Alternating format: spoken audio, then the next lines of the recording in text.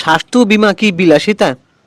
যে অসুস্থতার ওপরও আবার জিএসটি মানে কর কেন? 550 জন সাংসদের ভিড়ে এই একটি প্রশ্ন আজ আমজনতার স্বস্তি হয়ে ফিরে এলো। এই প্রশ্নটা কে করেছিলেন জানেন?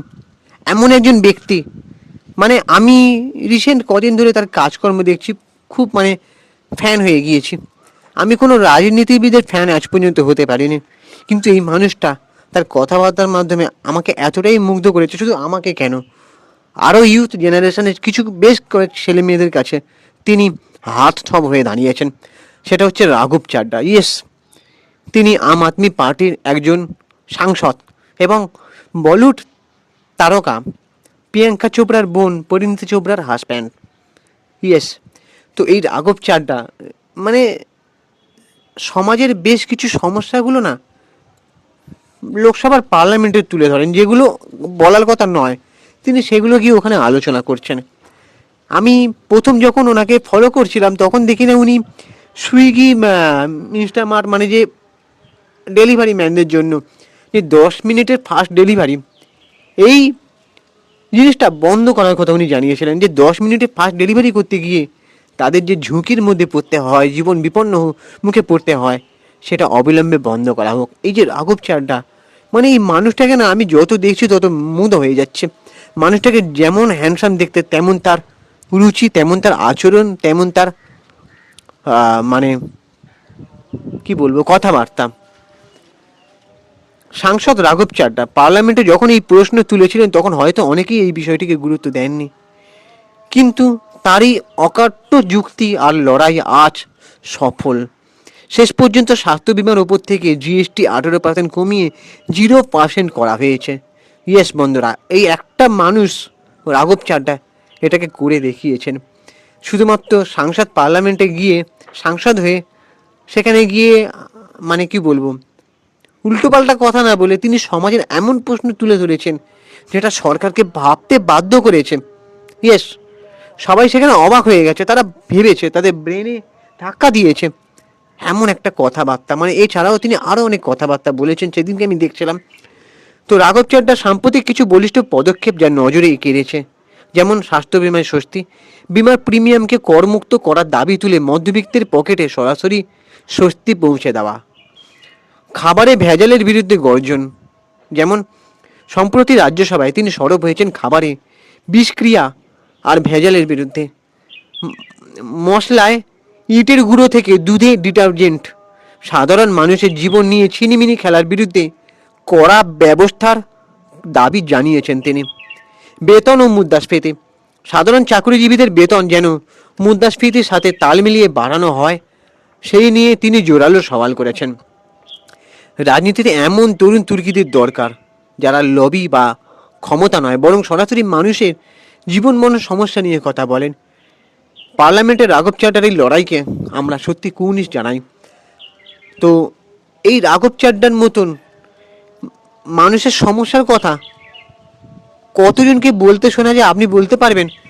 সবাই বলে এই আমাদের এই এটা চাই, ওটা চাই, আমাদের এই শেষ হয়ে গেছে, সেই শেষ হয়ে গেছে, কিন্তু মানুষের দৈনন্দিন জীবনের সমস্যা বা কোথায় কি ভেজাল আছে, কোথায় কি মানুষের মধ্যবিত্তের কতটা কি দরকার, স্বাস্থ্য বিমা মানে কি বলবো, মানে মানুষের অসুস্থতার উপর কিসের জিএসটি, কিসের কর, এমন প্রশ্ন এরকম মানুষ বলেই করা সম্ভব।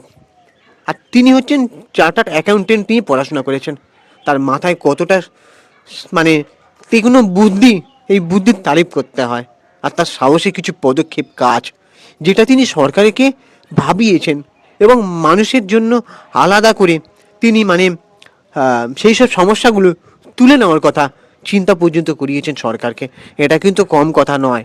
তো এই এমন একটা ব্যক্তি যাকে নিয়ে লেখালেখি হচ্ছে, আমি দেখছি যে এই এমন একটা ব্যক্তি রাঘব চাড্ডা যাকে কোনো বিরোধী দলের লোকরাও ঘেন্না করেন না, সবাই তাকে ভালোবাসে, মানে তার নামে খারাপ কথা কেউ বলে না। এটা আমাকেও ভাবিয়ে তুলেছি, রাঘব চাড্ডা এমন একটা রাজনীতিবিদ যার মানে মানে প্রেমে পড়ে গিয়েছি আমি। মানে যেমন দেখতে সুন্দর, তার কথাবার্তা মানে তাকে সত্যিই মুগ্ধ হয়ে গেছে। এই রাঘব চাড্ডার মতন মানুষ আরও এগিয়ে আসুক। আর এই রাঘব চাড্ডা আমাদের মানে এনার মতন মানুষকে আমাদের রাজনীতিতে দরকার। যদি সুস্থ সবল পরিবেশ আমাদের দেশে চাই, আমাদের দেশের জন্য যদি কিছু করতে হয় বা ভালো কিছু করার কথা ভাবে, সেটা এই রাঘব চাড্ডা। ইয়েস, তাকে জায়গা দেওয়া হোক। আমার বিশ্বাস তিনি কিন্তু করতে পারবেন। শুধু এটা আমার বিশ্বাস নয়, প্রচুর লোকের জন্য বিশ্বাস এটা।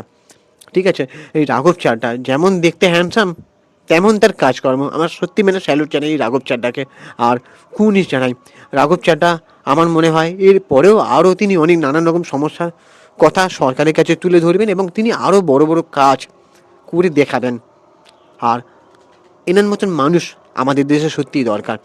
আমি মানে কিছুদিন বেশ একদিন দুদিন ধরে একটা ভিডিও বেশ ভাইরাল হয়েছে, সেটা হচ্ছে কেন্দ্রীয় অর্থমন্ত্রী নির্মলা সীতারামন এবং আমাদের ওয়েস্ট বেঙ্গলের ডায়মন্ড হারবারের সাংসদ, যুব প্রেসিডেন্ট উনি অভিষেক বন্দ্যোপাধ্যায়, ওনার সঙ্গে তর্ক বিতর্ক লেগেছিল একটা কী নিয়ে না, কেন্দ্রীয় যে জিএসটি বসানো নিয়ে।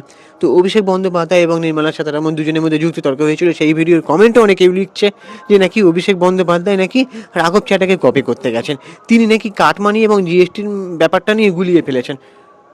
তো একটা কথা বলি, আমি সবার প্রতি সম্মান রেখেই বলছি, রাঘব চাড্ডাকে অনুকরণ করা কিন্তু এত সহজ নয়। ঠিক আছে, রাঘব চাড্ডার মধ্যে এমন একজন মানুষ, আর রাঘব চাড্ডা তার অনেক কিছু করে দেখিয়েছেন বলে, তার সেমন মানবিকতার পরিচয় দিয়েছেন বলেই আজ রাঘব চাড্ডাকে সবাই মানে মনে জায়গা করে নিয়েছে। ঠিক আছে, এবার তোমাদের কি মনে হয় সত্যি যে সত্যি কি রাঘব চাড্ডাকে উনি কপি করেছিলেন? আর রাঘব চাড্ডা এই যে স্বাস্থ্য বিমার উপর জিএসটি কর তুলে নিয়েছেন, এটা কতটা মানুষের উপকার হয়েছে বলে তোমাদের মনে হয়? আর রাঘব চাড্ডাকে কি মানুষের জন্য আরও দরকার কেনা এই দেশের জন্য? তোমাদের কি ওপিনিয়ন তোমরা অবশ্যই কমেন্ট করে জানাও। আর চ্যানেলটাকে সাবস্ক্রাইব করে দাও, ভিডিওটাতে একটা লাইক দাও। আমি ইনস্টাগ্রামে রয়েছি চিঙ্কি বাবু 253, ওখানে গিয়ে ফলো করে দাও। টাটা, দেখা হচ্ছে পরে ভিডিওতে, আবার আসছে কোনো না কোনো ভিডিও নিয়ে। তোমরা প্লিজ চ্যানেলটাকে সাবস্ক্রাইব করো, ফলো করো, আর আমাদেরকে প্লিজ সাপোর্ট করো। টাটা।